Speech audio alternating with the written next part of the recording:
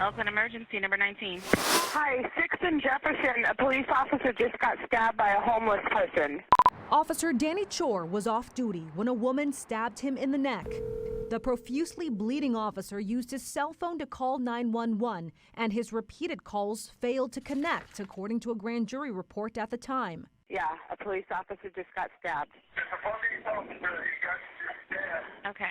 The caller is a waste management supervisor. You're hearing her voice because not only were the officer's 911 calls failing to connect, according to the report, her employee, a garbage truck operator who drove past the scene, also tried calling 911, and his calls also could not get through. You're hearing his voice only because he's on his supervisor's speakerphone as she called 911 for him.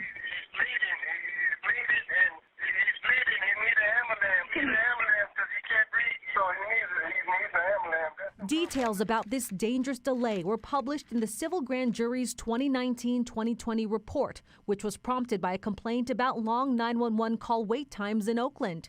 In 2020, Oakland's average 911 answering time was 28 seconds, nearly double the state and national standard of 15 seconds. According to state 911 data obtained by the investigative unit, Oakland's average 911 answering time has gotten far worse. This year, it's nearly doubled to 54 seconds. I did call 911, and the experience is absolutely horrible. Alan Liang owns an Oakland auto shop and uses this tow yard. He says he wishes his 911 calls were picked up in 54 seconds. When I call 911, usually you're on hold for approximately 10 minutes. 10 minutes? 10 minutes before I arrive. 10 seconds. 10 minutes. 10 minutes. Just last week, Liang called 911 to report a missing person and says he was on hold for 7 minutes. Last September, he found a crushed body in his tow yard, and this happened. So this is where I found the dead body a while back. I immediately dialed 911. I was placed on hold for maybe about 10 to 15 minutes. And that's after Liang says his 911 calls repeatedly failed to connect, just like what happened with the stabbed officer. In a statement to us, a city spokesperson said long wait times for 911 callers are clearly unacceptable, and that Mayor Sheng Tao has directed that 911 call taker vacancies be given top-tier priority. But just last week, in the mayor's recently approved city budget, Mayor Tao froze a full-time communication dispatcher position. When we repeatedly asked to sit down with the mayor for an interview about that decision and Oakland's 911 system, she refused. I just feel like the city leaders are not taking this issue seriously. According to a new civil grand jury report released last month, Oakland's 911 phone system was recently replaced. But Oakland still faces staff shortages, a record number of 911 calls, and 911 software and hardware that is so out of date, the police department is forced to buy replacement parts on eBay. Motorola has only one technician who still knows how to work on the 20-year-old software. When asked about the report, the mayor declined an interview again.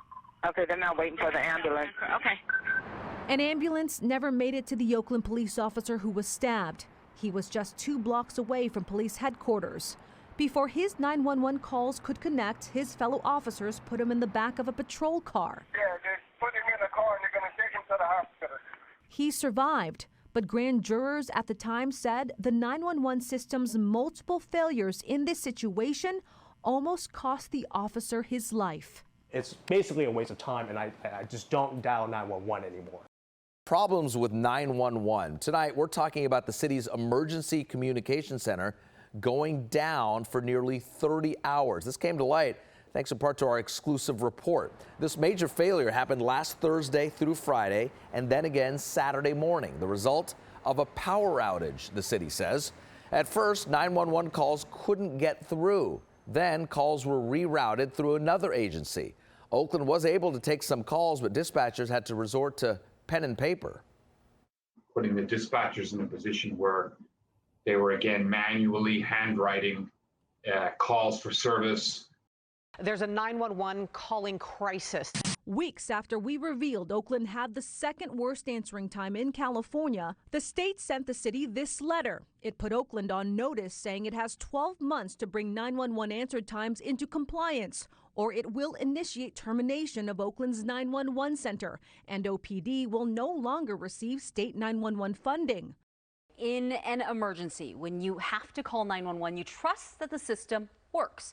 Most of the time in California it does, but who's keeping an eye out for 911 centers that fall through the cracks or fail altogether? Investigative reporter Candace Wynn has been digging into government agencies that are supposed to monitor our 911 centers and found major shortcomings. This is something where both public safety and public money are at stake. On your phone bill, you pay a 30-cent 911 surcharge. Now, 30 cents, it doesn't seem like much, but with every California phone user paying 30 cents per line every month, it all adds up to nearly $200 million last year alone. We found as this money continues to balloon, the agency in charge of managing it is falling behind.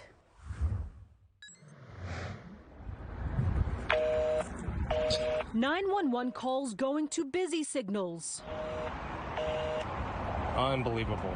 Others just ringing and ringing. I called the police so they could help me, but they didn't answer. Ringing, nobody answering.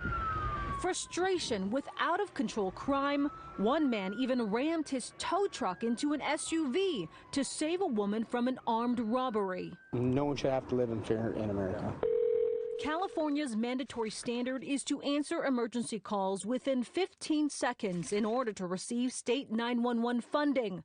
But Oakland's average answering time, we found, is nearly a minute long, the second worst in the state.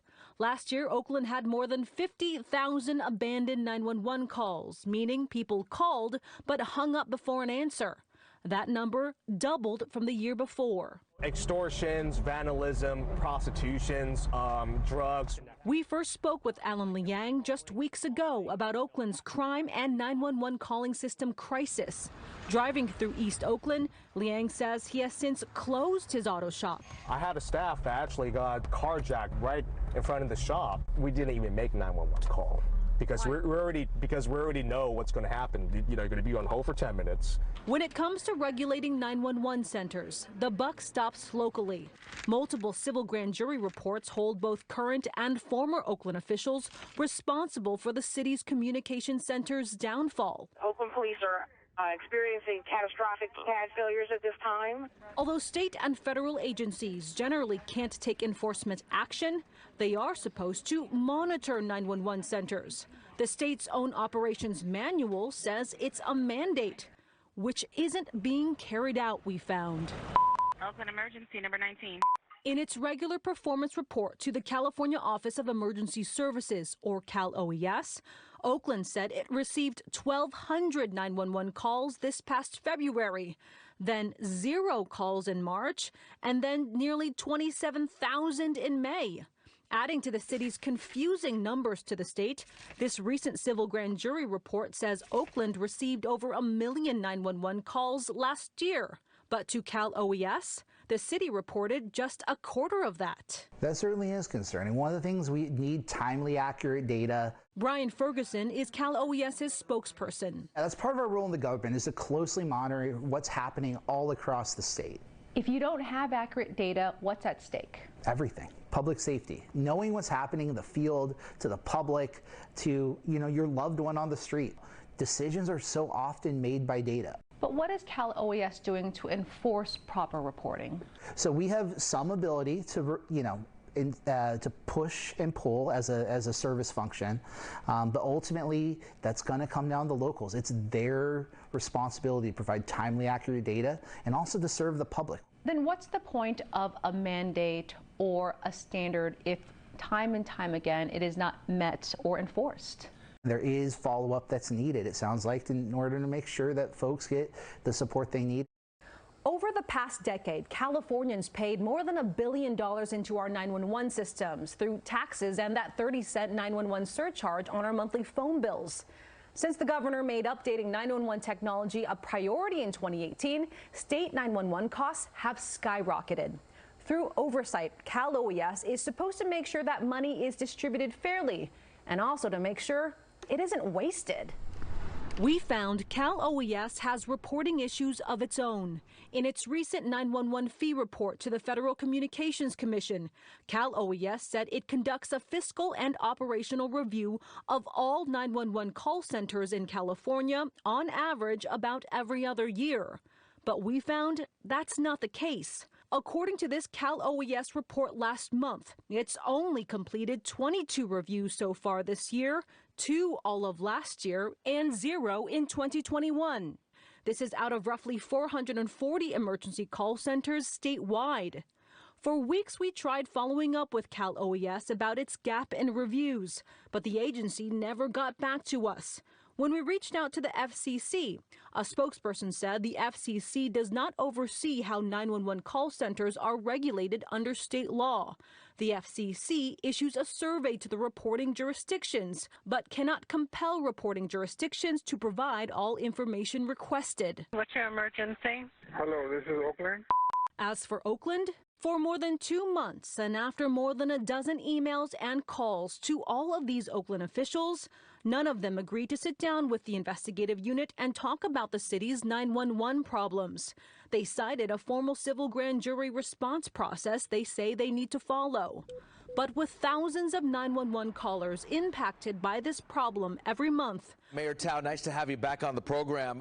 our Raj Mathai raised the issue with Mayor Sheng Tao during an interview in a recent newscast. Obviously, long wait times for 911 callers are clearly unacceptable, and my administration will be tackling this inherited issue with urgency.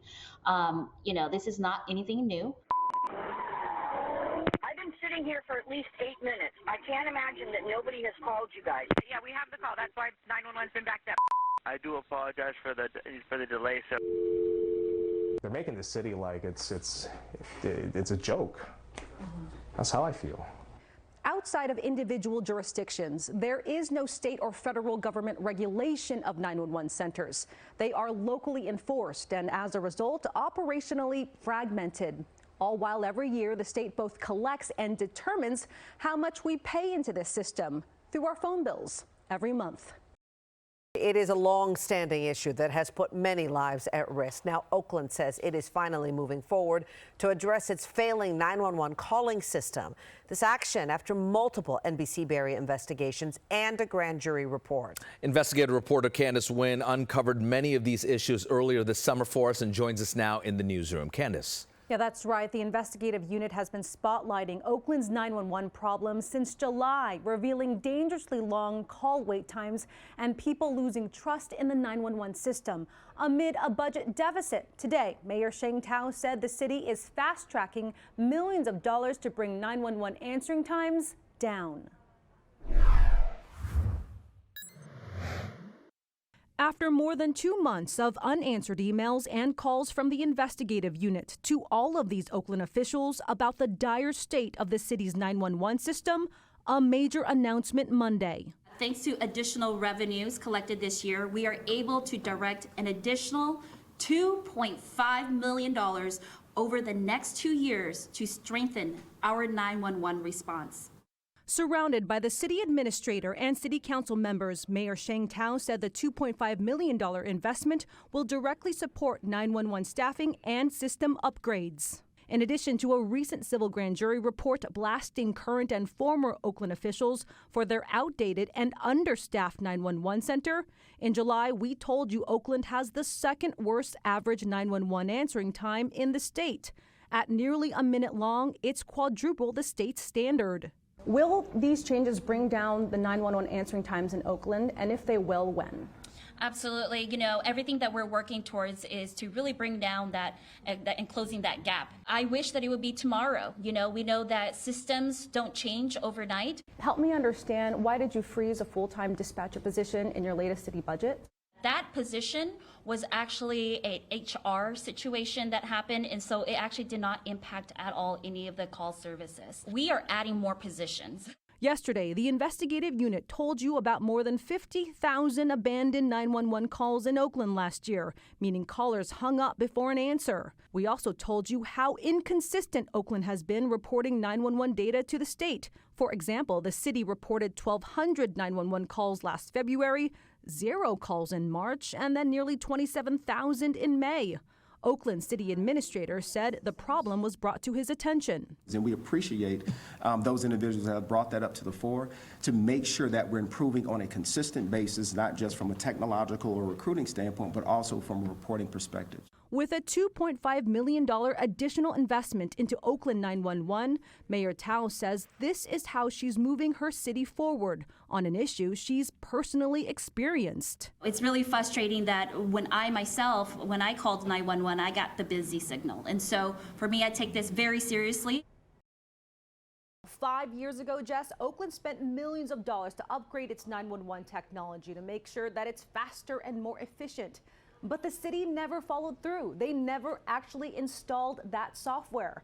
While it continues to sit unused, Oakland, we found, has the worst 911 response times out of any city and county in California.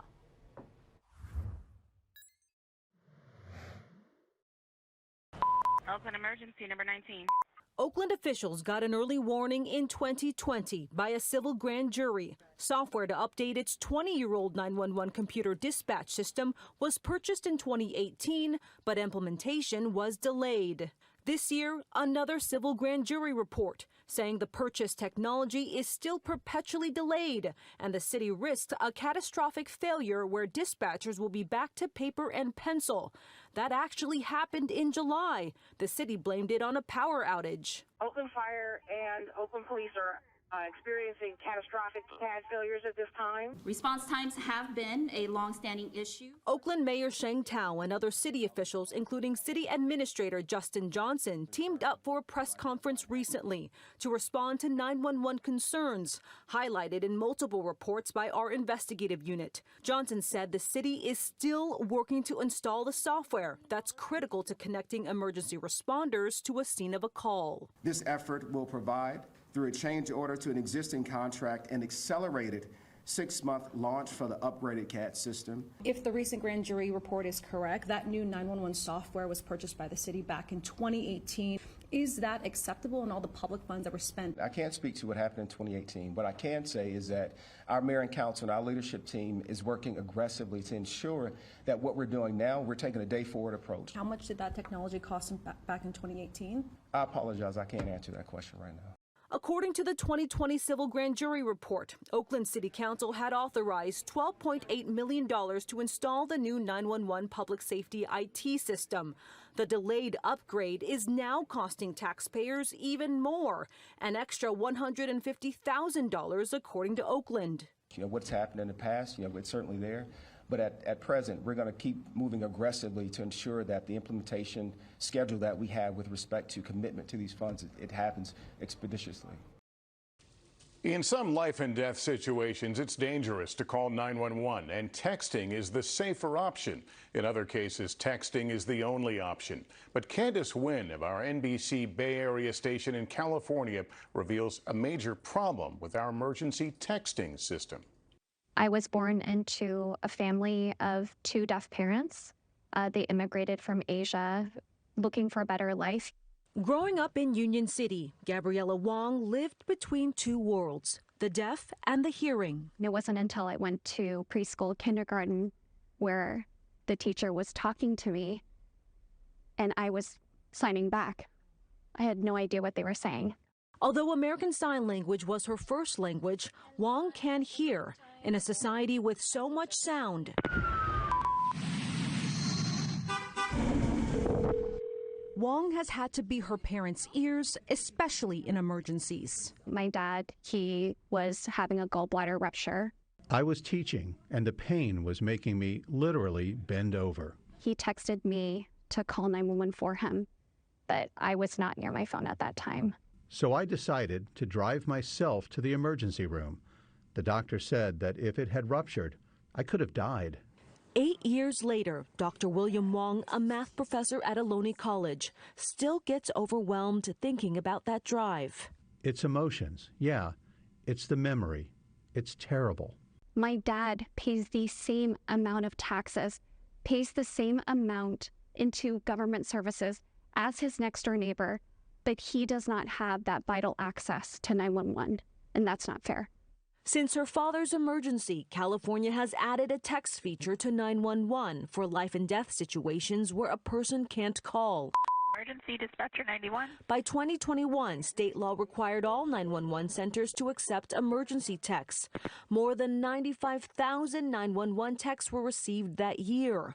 But in Wong's pursuit to bridge this access gap for the deaf community, she discovered another serious problem. A lot of people don't realize that when they send a text message to 911, 911 does not necessarily know exactly where they're located. Without knowing the location, nothing else can happen. Mark Fletcher is Vice President of Public Safety at 911 Inform, a company that helps emergency response teams with location data.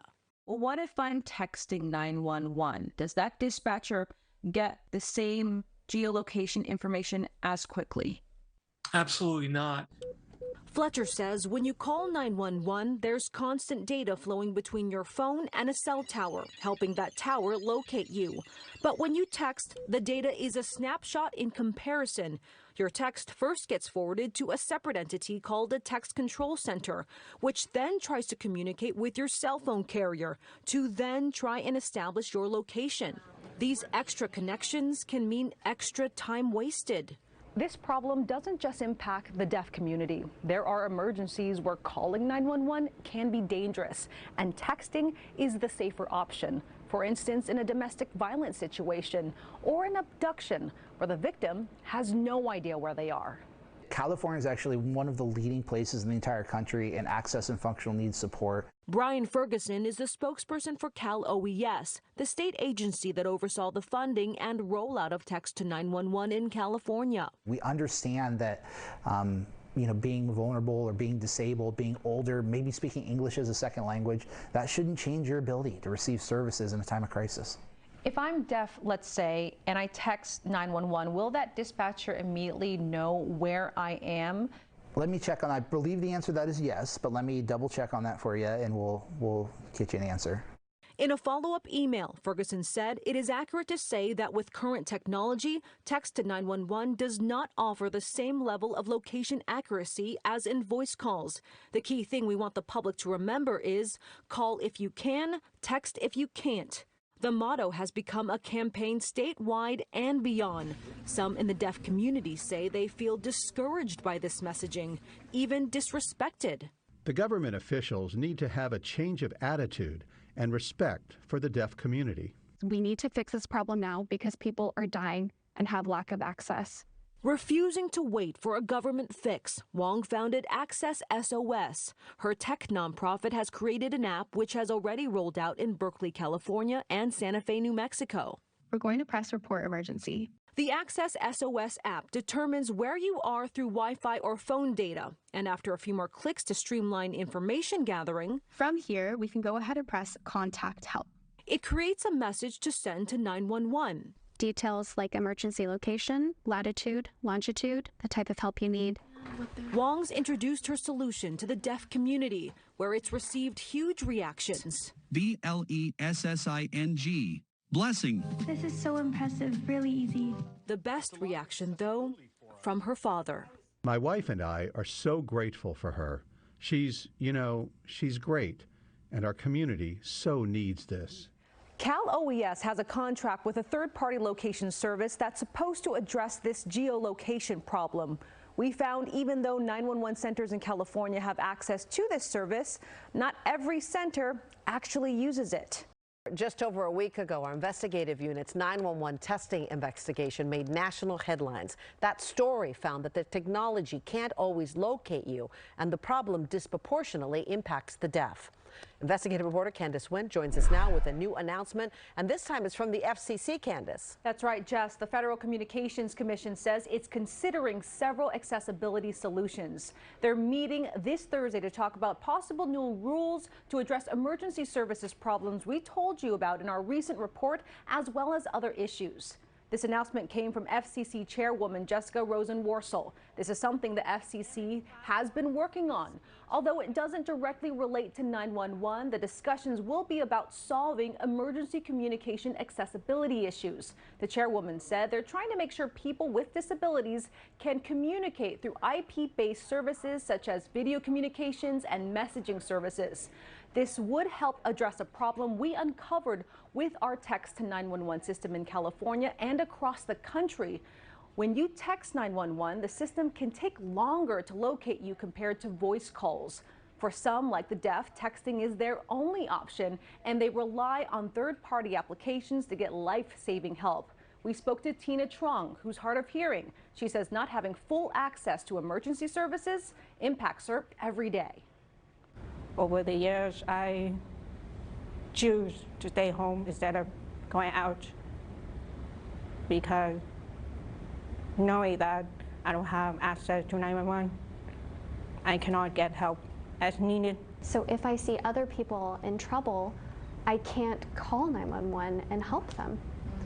I would like to feel like I'm part of this community, feel empowered.